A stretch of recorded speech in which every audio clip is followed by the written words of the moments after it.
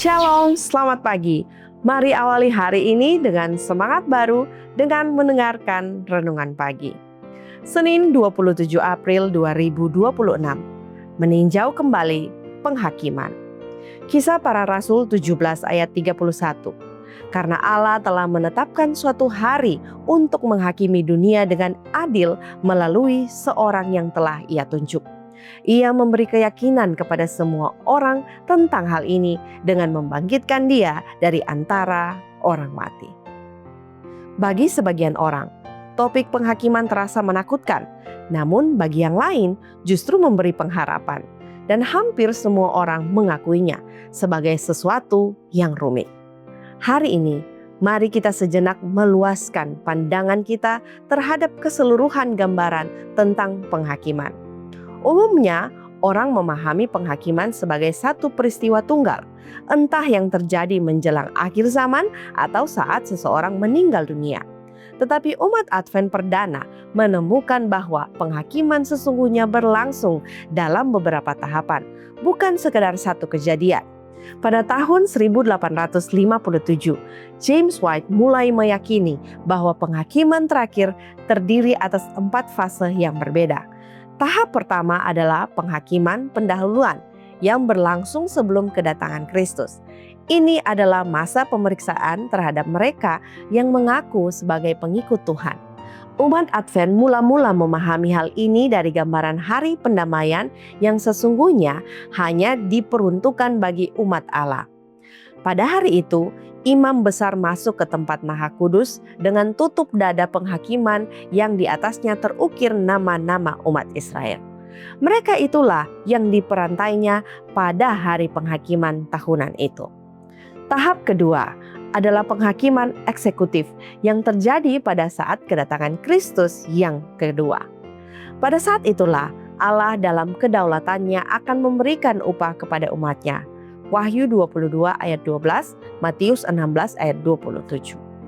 Tahap ketiga adalah penghakiman selama masa 1000 tahun yang disebut dalam Wahyu 20 ayat 4. Lalu aku melihat tahta-tahta dan orang-orang yang duduk di atasnya, kepada mereka diserahkan kuasa untuk menghakimi. Mungkin kita bertanya, siapa lagi yang dihakimi pada masa itu? Sebab orang benar sudah berada di surga bersama Tuhan dan orang fasik masih terbaring dalam kubur. Keduanya benar, namun orang fasik belum menerima hukuman kekal. Sebelum hukuman itu dijatuhkan, Tuhan memberi kesempatan kepada semua umat tebusan selama 1000 tahun untuk memeriksa catatan hidup orang-orang yang tidak diselamatkan. Allah tidak ingin ada satu pertanyaan pun yang tersisa di hati siapapun.